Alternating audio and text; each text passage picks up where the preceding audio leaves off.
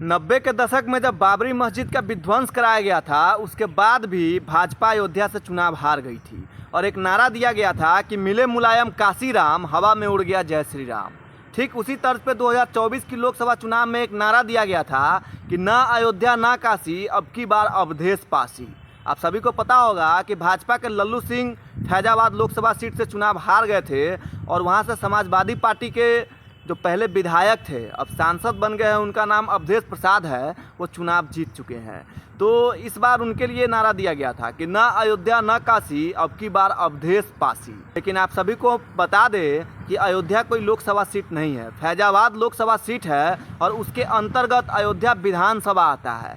लेकिन उस अयोध्या विधानसभा से भाजपा चुनाव जीत गई थी।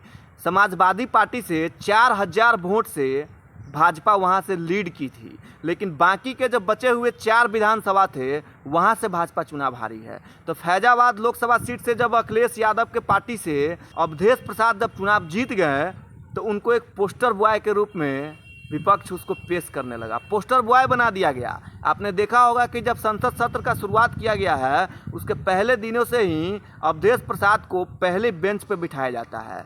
मतलब एक तरफ राहुल गांधी जी बैठे होते हैं, दूसरे तरफ अखिलेश यादव बैठे होते हैं और बीच में अवधेश प्रसाद को बैठाया जाता है और ये दिखाने की कोशिश की जाती है कि भैया ना अयोध्या ना काशी, अब की बार अवधेश पासी। तो कल राहुल गांधी ने सांसद भवन में भाषण देते हुए कहा कि हिंदू शब्द का मतलब हिंसक होता है, हिंदू उसको बोलते हैं जो हिंसा करता है। जरा सोचिए, यही हिंदू समाज के लोग हैं, यही सनातन धर्म के मानने वाले जो लोग हैं, राहुल गांधी को 99 सीट दिलवा दिया है और उसी सनातन धर्म के खिलाफ वो सांसद भवन में कहता है कि हिंदू शब्द का मतलब होता है हिंसा, हिंदू का मतलब होता है हिंसा करने वाला। लेकिन ये कोई नई बात नहीं है। आज से 10 साल पहले जब यूपीए की सरकार थी तो उसके बड़े बड़े मंत्री, बड़े बड़े नेता ने कहा था कि हिंदू आतंकवाद होता है, भगवा आतंकवाद शब्द का जिक्र किया गया था।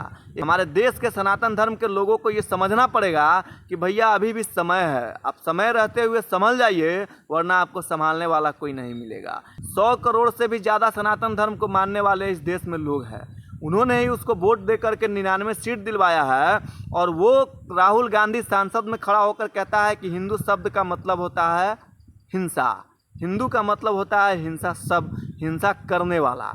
लेकिन उन सबों के बीच में अयोध्या में जो बना मंदिर है उसके परिसर से थोड़ा सा पानी क्या टपक गया, विपक्ष को लोगों के एक मुद्दा मिल गया। वो लोग सरकार के ऊपर जमकर निशाना लगाने लगे और कहने लगे कि यही विकास का निर्माण किया गया है। और ये ऐसे ऐसे चमचे हैं जो हमारे प्रभु श्री राम जब 500 वर्षों तक त्रिपाल में थे तो ये एक शब्द नहीं बोलता था, लेकिन एक बूंद पानी क्या टपका, इसको मौका मिल गया है। ज़रा सोचिए ये कितनी बड़ी विडंबना है, कितना बड़ा दुर्भाग्य है हमारे देश का कि जो सनातन धर्म के लोग इसको 99 सीट दिलवा देता है, अखिलेश यादव को 36 सीट दिलवा देता है, वही लोग ज़रा सोचिए हिंदू को हिंसक बता देता है। आपको पता होगा कि मेरठ से अरुण गोविल ने भाजपा की सीट पे चुनाव जीत गया है और वही अरुण गोविल है जो रामायण धारावाहिक सीरियल रामायण में प्रभु श्री राम का उन्होंने किरदार निभाया है। जब वो शपथ ग्रहण कर रहे थे, और आश्चर्य की बात यह है कि उन्होंने संस्कृत शब्द में शपथ ग्रहण किया, संस्कृत भाषा में उन्होंने शपथ ग्रहण किया और जब शपथ ग्रहण करने के बाद उन्होंने जय श्री राम का नारा लगाया तो उसके बदले में विपक्ष के लोगों ने उसने कहा कि जय अवधेश, जय अवधेश। अरुण गोविल ने संस्कृत में शपथ लिया, उसके बाद कहा जय श्री राम।